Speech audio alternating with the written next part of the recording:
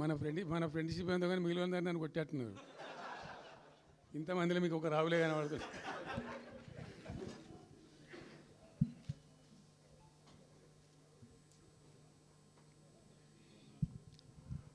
ఈరోజు ప్రధానంగా పార్టీ రాష్ట్ర కార్యవర్గం,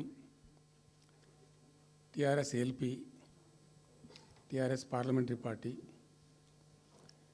మిగతా విస్తృతంగా వచ్చినటువంటి నాయకులందరితో కలిపి సమావేశం పెట్టుకున్నాం.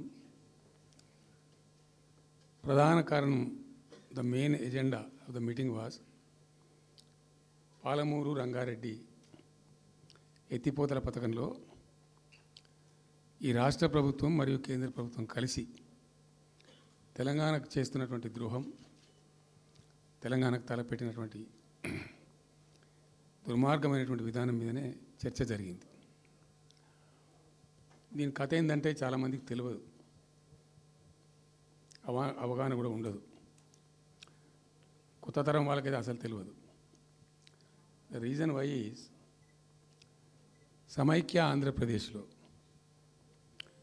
అత్యంత దారుణమైనటువంటి వివక్షకు గురైన జిల్లా పాత మహబూబ్ నగర్ జిల్లా. చాలా చాలా దారుణానికి.